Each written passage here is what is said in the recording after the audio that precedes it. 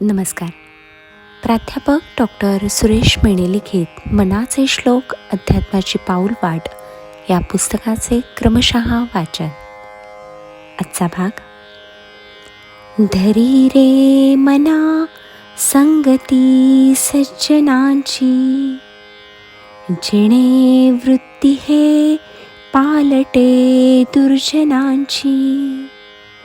बळे भाव सद्बुद्धी सन्मार्ग लागे, महाक्रूर तो काळ विक्राळ भंगे. श्लोक क्रमांक 133 व 134 मध्ये संत सज्जनांची वैशिष्ट्ये तथा लक्षणे समर्थांनी आपल्याला सांगितली आहेत. आता ह्या श्लोकात संत संगतीचा आपल्याला काय लाभ होतो हे त्यांनी सांगितले आहे. समर्थांनी मनाला सज्जनांच्या संगतीत राहण्यास सांगितले आहे. संतांच्या संगतीमुळे माणूस सद्विचारांचा अंगीकार करतो. ऐहिक सुखाप्रती ओढ त्याची नाहीशी होते व त्याची पारमार्थिक सुखाकडे वाटचाल सुरू होते. माणसाला स्वभावतःच दुर्गुण चिकटलेले असतात.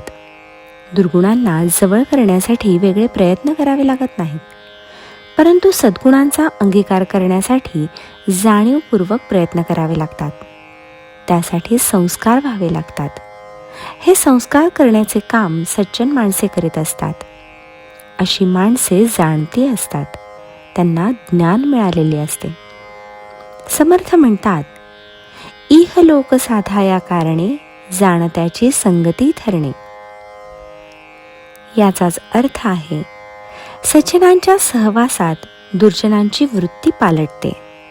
संत सज्जनांच्या सहवासात असलेल्या माणसाला रोज हरिकीर्तन, सद्विचार, नामस्मरण हेच ऐकायला मिळेल.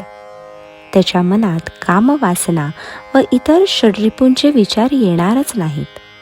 त्याला तशी सवडच होणार नाही.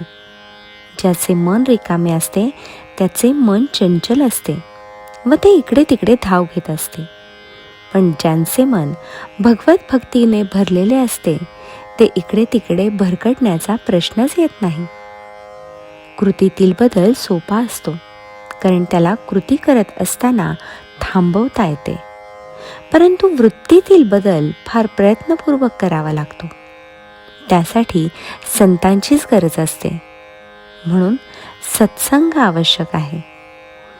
ज्ञानेश्वर माऊलींनीही पसायदान मागताना, वर्ष तसकळ मंगळी, ईश्वर निष्ठांची मांदी आळी, अनवरत भूमंडळी, भेटतू भूता, असे अलौकिक मागणे मागितले आहे. संत सज्जनांचा समुदाय सतत या भूमंडळी सकळ प्राणीमात्रांना भेटो अशी मनोकामना त्यांनी केली आहे. माणसाच्या अंतःकरणातील जे वाईट भाव असतील ते बळजबरीने का होईना पण सन्मार्गाकडे खात्रीने वळतील.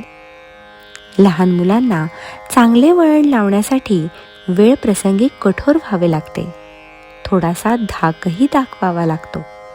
एकदा का त्यांच्यावर उत्तम संस्कार झाले मग ते बिघडण्याचा संभव कमी होत जातो. तसेच संत सज्जनांमुळे आपल्यातले दुर्गुण संपतील व आपण सन्मार्गाकडे वळू असे समर्थ सांगतात.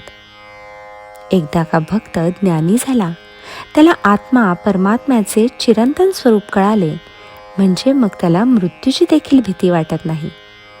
त्याच्या हे लक्षात येते की शरीर नाशवंत आहे.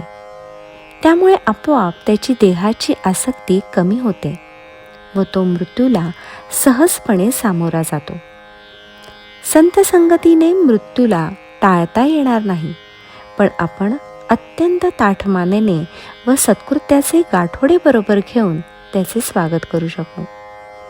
हे मात्र संत संगतीनेच होऊ शकते. म्हणूनच समर्थ आपल्याला धरी रे मना संगती सज्जनांची असा उपदेश करतायत. त्यायोगे आपण भगवंताकडे वळू व आपल्याला मोक्षमार्ग सापडेल. आपल्या जीवनाचा उद्धार होऊ शकेल हेच समर्थांना सांगायचे आहे.